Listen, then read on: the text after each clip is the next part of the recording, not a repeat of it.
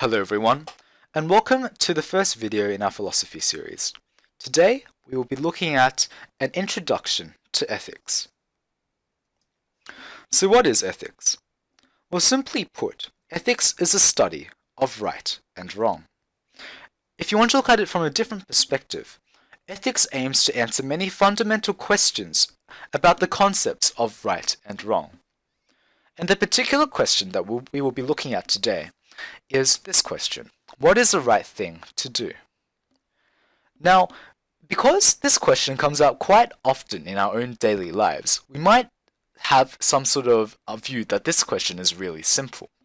But this question is actually extremely complicated when you actually try to provide reasons and justification for why one choice is right and why one choice is wrong.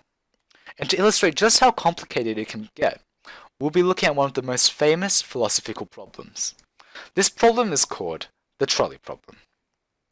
Now, the actual trolley problem refers to the word trolley as meaning some sort of train or carriage. But when I was first introduced to the problem, I had never heard the word trolley being used in such a context before. So the only meaning that I attributed to the word trolley was some sort of shopping trolley or supermarket trolley. So just so that we're all on the same page, we'll be looking at the trolley problem using supermarket or shopping trolleys. And here we go. I've been kind enough to draw you a few pictures on paint. And this is the first one. So that beautiful human being right in front of you, outlined in the red, with an arrow pointing at it or at him or her, is going to be you for 5 minutes, okay? So you're the driver of a trailer full of shopping trolleys. And here's the scenario. You are driving in the direction of the red arrow. So you're cruising along, and you're on a really steep road that's sloping downwards. And at the end of that road, there are 5 people. And things start getting worse pretty quickly. So your brakes suddenly stop working. So you're on that really steep portion of the road and your brakes stop working. So naturally, you start accelerating to a rather terrifying speed really quickly. At such a speed that you're guaranteed that if you do run into those 5 people, you're guaranteed to kill them all. So you're pretty scared. But then you notice that because your steering wheel is still perfectly intact, only your brake isn't working, you have the option to steer into an exit on the left, and therefore not having to run into those 5 people. But you notice that at the end of that exit, there's one lonely person there. And if you do turn at the speed you're going to end up killing him. So the question simply is, what would you do in this situation? Now, let me just provide some disclaimer and say that this isn't a trick question, this isn't a brain teaser, there is no right or wrong answer, it's just what would you do if you were in this situation? Would you turn your trailer or would you not turn? And once you've come up with your mind, I'd now like to introduce you all to the first ethical theory that we'll be dealing with. And this is one of the most famous ethical theories, and it's called consequentialism. Why is it called consequentialism? Because it simply states that the right choice is simply the one that has the best consequence. The right choice is the one that has the best consequence. And obviously there's going to be a lot of debate about what the word best means in this theory. So this is why consequentialism is such a broad theory, because it has a lot of what we would call sub-theories that try to explain what the word best actually means. And we're going to be looking at one of the most popular sub-theories, and this theory is called utilitarianism, which simply states that the best consequence is the one that creates the most benefit to the most people. Let me say it again. Utilitarianism states that the best consequence is the one that creates the most benefit to the most people. So let's apply this theory of utilitarianism to the trolley problem. Okay, so let's just recap a bit. So once again, the two choices are you don't turn and you do turn. And because consequentialism and utilitarianism are focused on the consequences of a choice, then we have to deal with the consequences of that particular choice. So let's first look at the consequence of not turning. So if you don't turn, you go straight on and you collide with the five people. So the consequence of that situation, you could say, would be that if you don't turn, five people would die and one person would live.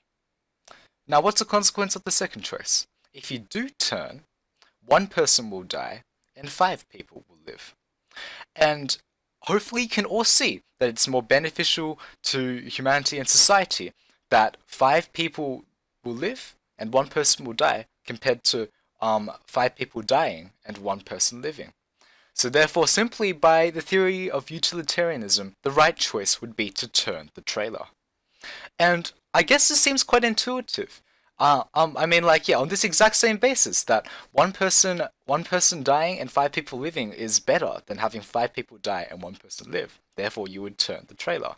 It's quite an intuitive sort of justification for what the right choice is. But just to play with your intuitions a bit, I'm going to now introduce to you a little twist, and this twist is known as the problem of the fat man. Okay, so the problem's still quite similar.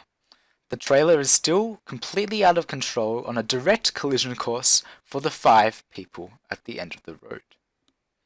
But this time, there is no exit to the left. And obviously then you're asking me, then what choice is there? Well, the first twist is that you are no longer the driver of that trailer. You are actually standing on top of a bridge. And on that bridge, there is someone next to you. The person next to you is a large man, and you know that if you give that man a little push, he will fall over the bridge, land onto the road, the trailer will run over him, but the trailer will be slowed down enough that the five people will be perfectly safe and sound. But obviously, the large man will die in the process. Once again, you have a choice that results in either five people dying and one person living if you don't decide to push the man, or one person dying and five people living if you do decide to push the man.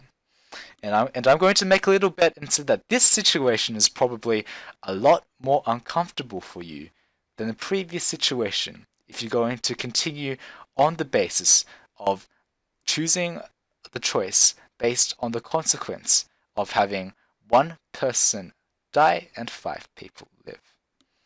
And the question simply is that why is it so much more unintuitive? Why is it so much more uncomfortable for you to push the large man over the bridge in this situation compared to simply turning the turning the trailer in the previous situation when the consequence is exactly the same. One person dies and five people live. Now, a lot of people at this stage would simply try to answer this question by saying it feels right in the previous situation to turn the trailer, while it doesn't feel right in this situation to push the large man over. Well, unfortunately, this doesn't cut it as an answer in philosophy. You've got to provide some sort of rationale, some sort of justification for why your answer is what it is. And even if you disagree, let me just say to you that there will probably be a time in your life where saying it feels right isn't good enough for someone else, and more importantly, won't be good enough for you. And if you're interested in developing the ability to just do that something more, then I'd like to welcome you formally to the world of ethics. Welcome to the world of philosophy, and I'll see you all in the next video. Thank you.